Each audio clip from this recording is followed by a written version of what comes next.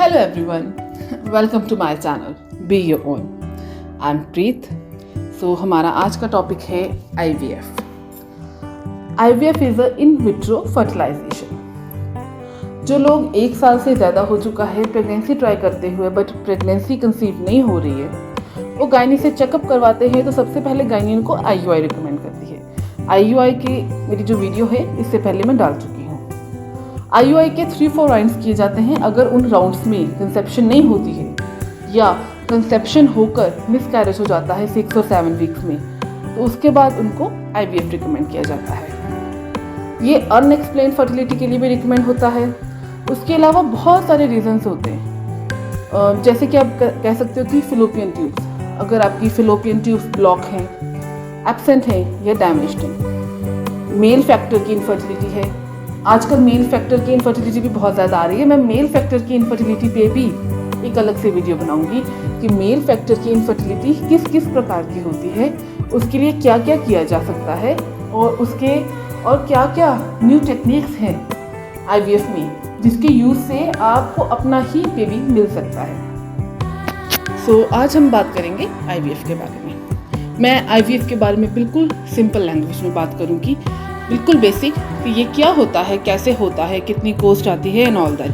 मैं किसी भी डॉक्टरी लैंग्वेज में बात नहीं करूँगी कि ऐसे ऐसे किया जाएगा. ओके, तो सबसे पहले मैं आपको ये बता दूँ, एक नॉर्मल कंसेप्शन में जो एग एंड सीमन का मीट होता है, जो फर्टिलाइजेशन होती है जिससे एम्ब्रियो बनता है, वो लेडी के यूट्रस में होता है और IVF में वो आउटसाइड होता है, मतलब इन द लैब. उसके बाद जब एम्ब्रियो ट्रांसफ़र हो जाता है लेडी के यूट्रस में, तो जो प्रोसीजर आगे चलता है वो नॉर्मल प्रेगनेंसी का, नॉर्मल कंसेप्शन का ही चलता है. बस फ़र्क इतना है कि IVF में थोड़ा सा ज़्यादा ध्यान देना पड़ता है, क्योंकि हमें होता है हमें इतने पैसे खर्च किए हैं, हमने इतना बड़ा प्रोसीजर करवाया है, तो थोड़ा सा ध्यान दिया जाए ताकि कुछ गलत ना हो जाए हमारे साथ. बाकी बच्चे का पनपना, बच्चा बड़ा होना, बच्चे का अंदर फील आना, कमी होना, सब कुछ जो नॉर्मल कंसेप्शन में होता है वही IVF में होता है. कुछ भी डिफरेंस नहीं है. सिर्फ और सिर्फ फर्टिलाइजेशन इनसाइड द वॉर्म और fertilisation outside means in the lab होती है. That's it.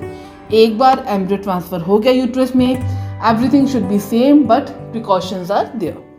So will start step by step. So the first step is counselling. सबसे पहले आप गायनी से बात करते हैं. गायनी आपकी मेडिकल हिस्ट्री देखती है कि आपको पहले कभी कंसेप्शन हुई भी है या नहीं हुई, या फिर कोई मिसकैरेज की हिस्ट्री है, कोई अबॉर्शन की हिस्ट्री है, या at the time of birth baby को कुछ हो गया उसकी कोई हिस्ट्री है, मतलब any kind of history in the conception. आपके सारे टेस्ट किए जाते हैं. अगर कोई टेस्ट की रिपोर्ट पहले है तो वो देखे जाते हैं कि टेस्ट की रिपोर्ट ठीक है या नहीं ठीक. आपका मेंस्ट्रुएशन साइकिल देखा जाता है, क्योंकि IVF में menstruation cycle is very important. आपका मेंस्ट्रुएशन साइकिल थोड़ा सा पहले ठीक किया जाता है. अगर वो ठीक नहीं है, अगर वो ठीक है तो परफेक्टली फाइन. फिर second day of the menstruation cycle से आपका प्रोसीजर स्टार्ट होता है. Second step is ovarian stimulation. जब भी कोई कंसेप्शन का ट्राई करता है, उससे पहले या बाद में आपकी ओवरी 1 या 2 एग रिलीज करती है. बट हमें IVF में जब वो एग पिक करने होते हैं तो हमें 1 या 2 एग नहीं चलते. उसके लिए डॉक्टर आपको इंजेक्शंस देती है. इंजेक्शन से वो 1 या 2 नहीं, 8, 10, 12, 15, 18 बहुत ज़्यादा एग्स बनते हैं. जितने ज़्यादा एग्स बनेंगे उतना ज़्यादा चांस होगा कि उतने एम्ब्रियोस अच्छे निकल के आएंगे. एम्ब्रियोस अच्छे निकल के आएंगे, कंसेप्शन के चांसेस उतने ज़्यादा बढ़ जाते हैं. एग्स आपकी राइट ओवरी, लेफ्ट ओवरी दोनों में बनते हैं, और इंजेक्शन से एग की क्वांटिटी अच्छी होती है. इंजेक्शंस उन एग्स को ग्रो करने में भी हेल्प करते हैं. जब आप second day of your menstruation cycle आप डॉक्टर के पास जाते हैं तो आपके इंजेक्शन स्टार्ट हो जाते हैं. ये बॉडी टू बॉडी वेरी करता है, बट नॉर्मल टेंडेंसी में सबसे पहले एक इंजेक्शन लगता है. ये टाइमली लगता है. जैसे सुबह 10 बजे लगा तो नेक्स्ट डे फिर सुबह 10 बजे लगेगा, या फिर दोपहर को 2 बजे लगा तो नेक्स्ट डे फिर दोपहर को 2 बजे लगेगा. इसमें टाइम की बहुत इंपॉर्टेंस है कि एक इंजेक्शन लगने के 24 आवर्स बाद ही दूसरा इंजेक्शन लगा. आफ्टर 5 डेज मोस्टली आपके 2 इंजेक्शन शुरू हो जाते हैं. कुछ दिनों बाद 2 या 3 दिन बाद 3 इंजेक्शन शुरू हो जाते हैं. और आपका देन ऑल्टरनेटिव डे कई बार डेली बेसिस पर भी अल्ट्रासाउंड किया जाता है। वो अल्ट्रासाउंड TVS होता है, ट्रांस वेजाइनल अल्ट्रासाउंड। उसमें ये देखा जाता है कि आपकी ओवरीज में कितने एग्स बने हैं, राइट में कितने हैं, लेफ्ट में कितने हैं, एंड क्या वो ग्रो कर रहे हैं। क्योंकि 18 mm to 22 mm के एग्स को बहुत अच्छा माना जाता है और उनमें फर्टिलाइजेशन बहुत अच्छी होती है। जिस दिन लगे डॉक्टर को कि आपके राइट एंड लेफ्ट के प्रॉपर एग्स ग्रो कर चुके हैं एंड अभी लगता है कि आपको एग रिट्रीवल के लिए लिया जा सकता है, तो वो आपको SCG का इंजेक्शन दे देते हैं। SCG का इंजेक्शन मतलब जैसे IUI में भी दिया जाता है एग रप्चर के लिए, ताकि वो ट्यूब में जाए और फर्टिलाइज हो जाए। बट इसमें उनको एग पिकअप करने होते हैं, वो एग रप्चर होकर ट्यूब में नहीं जाना चाहिए। सो इसमें 36 आवर के अंदर अंदर प्रोसीजर किया जाता है। आपको एक रात को 12 बजे इंजेक्शन दिया गया, नेक्स्ट डे को छोड़कर उससे नेक्स्ट डे दोपहर के 12 बजे से पहले पहले आपका एग रिट्रीवल का प्रोसेस किया जाता है। So now come to the point, third step is the egg retrieval.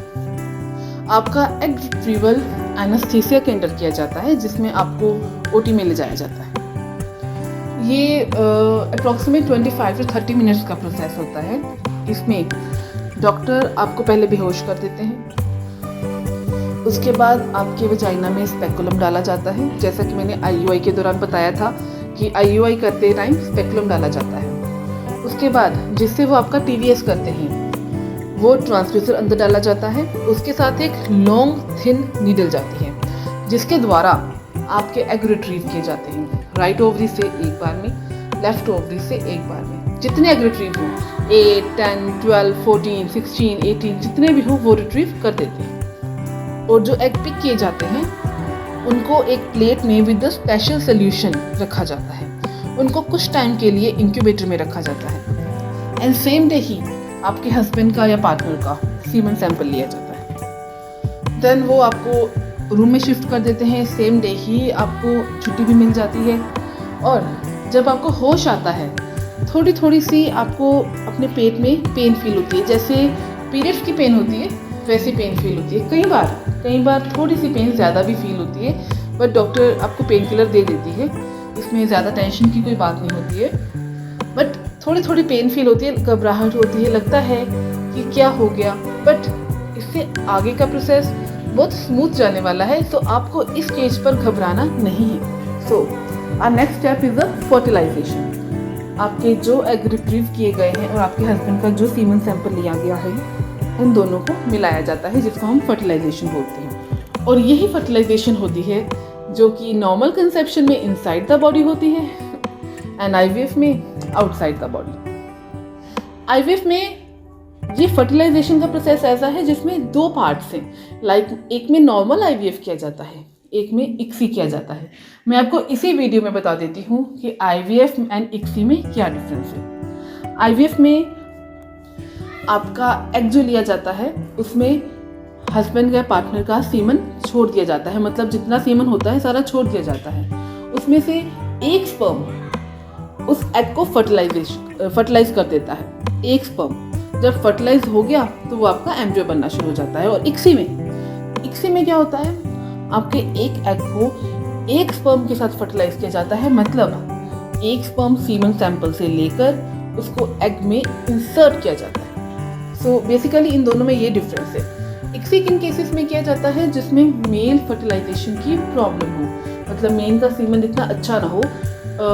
जो लैब अटेंडेंट है उसको पहले अच्छे सीमन से अच्छे से देखें, उसको अलग अलग करें, फिर उसमें से बहुत अच्छा सा स्पर्म उठाकर एग में इंजेक्ट करें ताकि अच्छे से फर्टिलाइजेशन हो सके। फर्टिलाइजेशन होने के बाद उन एग्स के एम्ब्रियोस बनते हैं। अब जैसे लगा लीजिए आपके 12 एग्स रिट्रीव हुए, ज़रूरी नहीं है कि आपके 12 के 12 एग्स के एम्ब्रियोस बनते। कुछ ख़राब हो जाते हैं, कुछ ग्रो नहीं करते, कुछ डेवलप नहीं होते। लगा लीजिए आपके 7 या 8 एम्ब्रियोस बने। कई बार उनकी काउंटिंग ज़्यादा भी होती है और कम भी, कई बार 12 में से 10 भी हो जाते हैं। कई बार 10 में से सिर्फ 4 एम्ब्रियोस बनते हैं। सो वो गिनती कम या ज़्यादा आपकी एग और सीमन की क्वालिटी के अकॉर्डिंग होती है। और जब एम्ब्रियोस बनते हैं, that is our 5th stage, that is called embryo development. उनको लैब में रोज़ देखा जाता है कि क्या वो ग्रो कर रहे हैं, क्या वो ग्रो कर रहे हैं। उससे पहले उनकी ग्रोथ डे 3 तक लाई जाती है। इसका मतलब आपका एम्ब्रियो 3 दिन तक ट्रांसफ़र, मतलब 3 दिन तक सर्वाइव कर गया, वो 3 दिन तक बिल्कुल ठीक है। कुछ डॉक्टर्स डे 3 ट्रांसफ़र भी करते हैं, बट कुछ डॉक्टर्स डे 5 ट्रांसफ़र करते हैं। डे 5 को हम बोलते हैं ब्लास्टोसिस्ट, और ब्लास्टोसिस्ट में थोड़े कंसेप्शन के चांसेस बढ़ जाते हैं, बट ये hospital to hospital and doctor to doctor vary करता है कि वो आपको क्या रिकमेंड करते हैं। कई बार पेशेंट खुद बोल देता है कि डॉक्टर हमारे पास बहुत सारे एम्ब्रियोज हैं, आप हमारे एम्ब्रियोज को डे 3 से डे 5 लेकर जाइए, डे 5 पे आप उनको हमारे अंदर ट्रांसफ़र कीजिए। बट इसमें एक रिस्क होता है, डे 3 वाले एम्ब्रियोज जब डे 5 तक जाते हैं लैब में, उनमें से कुछ सर्वाइव नहीं कर पाते। कई बार ऐसा होता है जैसे 12 में से 8 एम्ब्रियो बने, 8 को हम डे 3 तक ले गए, वो ठीक हैं, बट जब हम उनको डे 3 से डे 5 तक लेकर जाएंगे, उनमें से 4 खराब हो जाएंगे, ओनली 4 विल सर्वाइव, और ओनली 3 विल सर्वाइव, और समटाइम्स ओनली 2 विल सर्वाइव। सो वो एक रिस्क फैक्टर होता है कि डॉक्टर नहीं चाहती कि आपके एम्ब्रियोज खराब हों। कई बार ऐसा होता है कि डे 3 के एम्ब्रियोज जब आपकी वॉर्म में जाते हैं, वो वॉर्म के अंदर ही सर्वाइव कर जाते हैं, वो लैब में नहीं सर्वाइव कर पाते।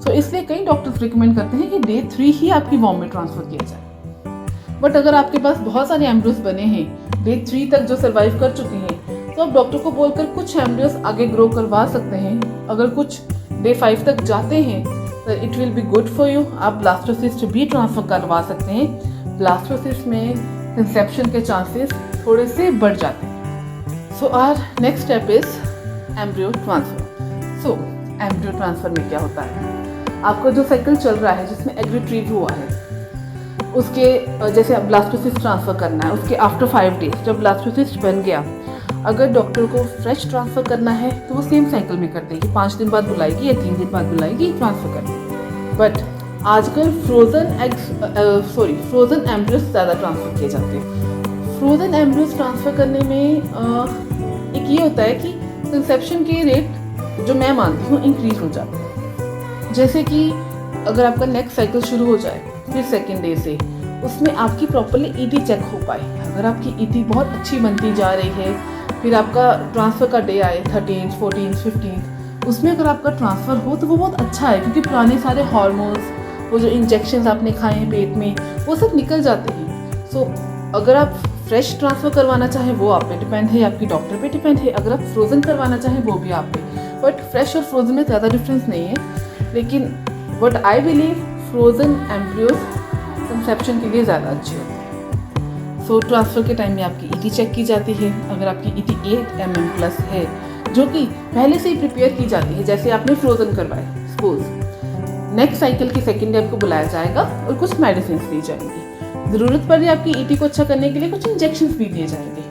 आपकी ईटी बहुत अच्छी हो जाने पर, मतलब यूट्रस में ईटी बहुत अच्छी हो जाने पर, जब ट्रांसफ़र किया जाएगा एम्ब्रियो, वो चिपकने का चांस बहुत ज़्यादा हो जाता है। और अगर एम्ब्रियो यूट्रस में चिपक गया तो वो तो बेबी बन गया, आप प्रेग्नेंट हो गए। सो ये छोटे छोटे पॉइंट्स एक गायनेकोलॉजिस्ट, एक अच्छी डॉक्टर बहुत अच्छे तरीके से देखती है। मैं आईवीएफ के लिए आपको ये रिकमेंड करूँगी कि आप बहुत अच्छे डॉक्टर के पास जाएं, बहुत अच्छे डॉक्टर के पास। नॉर्मल डॉक्टर, नॉर्मल हॉस्पिटल के पास मत जाइए, उस डॉक्टर के पास जाइए जिसको बहुत अच्छा एक्सपीरियंस है, क्योंकि जिन्होंने न्यू सब शुरू किया है वो छोटे छोटे फैक्टर्स नहीं देखेंगे, और आईवीएफ में छोटे से छोटा फैक्टर बहुत इंपॉर्टेंट है। And lastly pregnancy after 15 days. In 15 days में मैं आपको बता देती हूँ, कुछ डॉक्टर्स इंजेक्शन देते हैं प्रोजेस्टेरोन की, ताकि अगर कंसेप्शन हो जाए तो वो आपकी वॉर्म को, आपके बेबी को सिक्योर एक प्रोटेक्शन प्रोवाइड कर पाए। सो कुछ डॉक्टर्स नहीं भी देते, पर कुछ डॉक्टर्स डेली बेसिस पर देते हैं, और वो इंजेक्शंस भी आपको टाइमली लेने हैं। कुछ डॉक्टर्स वजाइना में रखने के लिए कुछ मेडिसिन देते हैं, या कुछ डॉक्टर्स ओरली खाने के लिए। बट मैं फिर भी बोल रही हूँ, इंजेक्शंस हो, मेडिसिन ओरल हो या विजाइनल हो, आपको मेडिसिन टाइमली लेनी है। मतलब जैसे आज 3 बजे ली दोपहर के, अगले दिन भी 3 बजे, time to time in 24 hours. So embryo transfer के बाद 15 डेज़ वेट किया जाता है।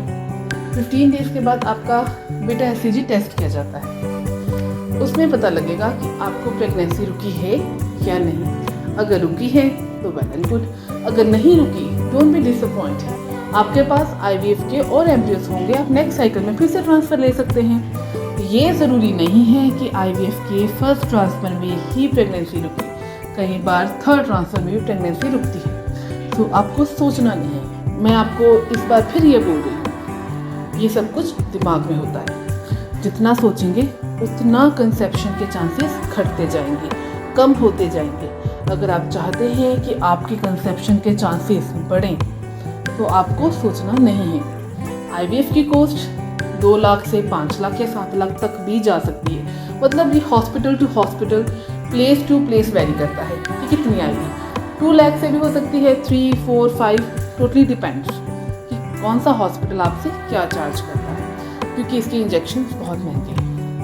बट इतना महंगा प्रोसेस कराने के बाद अगर आप सोचेंगे कि मेरे इतने पैसे लग गए, अगर प्रेगनेंसी ना रुकी तो मैं क्या करूँगी, क्या होगा, फ्यूचर में क्या बनेगा, कैसे करेंगे, अगर आप ये सोचेंगे तो वो चांसेस तो वैसे ही कम होने। जब वो चांसेस कम होंगे तो प्रेगनेंसी कैसे रुकेगी। इसलिए आपको सोचना बिल्कुल भी नहीं है, दिमाग का इस्तेमाल नहीं करना, टोटल बेड रेस्ट पे नहीं जाना, नॉर्मल रूटीन में जाना है, बेंड नहीं होना, पपाया एंड पाइनएप्पल नहीं खाना, स्टेयर्स का कम इस्तेमाल करना है। इस्तेमाल कीजिए, बिल्कुल कीजिए, बट कम। ये नहीं कि उछल उछल के स्टेयर्स चढ़ें, आराम से स्टेयर्स चढ़ें, डेली रूटीन में जाएं, नॉर्मल अपनी वर्किंग करें, ज़्यादा देर खड़े मत रहें, ज़्यादा देर एक पोजीशन में मत रहें, और ये ना हो कि सारा दिन सोते रहें, उससे भी कुछ नहीं होगा। जंक फूड का आपको त्याग करना पड़ेगा, क्योंकि that is not good for you and your baby. जितना हेल्दी फूड खाएंगे उतना आपके लिए अच्छा। गर्म तासीर की कोई चीज़ आपको खाने की ज़रूरत नहीं है। और जो लोग नॉन वेज हैं, अगर वो ये 15 दिन अवॉइड कर सकते हैं अपने बेबी के लिए, सो प्लीज़ अवॉइड। आपको इन 15 डेज़ के लिए जो मेडिसिन या इंजेक्शन दिए जाएंगे वो आप प्रॉपरली लीजिए, दिमाग पर कोई बर्डन मत डालिए। And for your partner and husband, आप अपनी वाइफ और पार्टनर को पूरा सपोर्ट कीजिए। अगर आपका सपोर्ट उनके साथ है ना तो सब कुछ ठीक हो जाएगा। अगर आप प्रेशर डालेंगे ना तो नहीं हो पाएगा, प्रेशर से कभी नहीं हो पाएगा, चाहे आप नेचुरल ट्राई करें चाहे IVF ट्राई करें। अगर आप चाहते हैं कि प्रेगनेंसी हो, then you have to be relax, stressed out नहीं होना है, दिमाग पर बोझ नहीं डालना है। मैं फिर से बोल रही हूँ, आपके चांसेस कम हो जाएंगे। चांसेस बढ़ाने हैं तो रिलैक्स रहिए, काम डाउन रहिए, अच्छी अच्छी बातें सोचिए, अच्छी अच्छी बातें कीजिए, बुक्स पढ़िए, TV देखिए, कुछ भी करिए, बट सोचिए मत कि क्या होगा। सो अगर आपका IVF के रिगार्डिंग, इस वीडियो के रिगार्डिंग कोई भी क्वेश्चन है, आप मुझे कमेंट सेक्शन में पूछ सकते हैं, I will reply. So take care, stay tuned to my channel. Thanks for watching.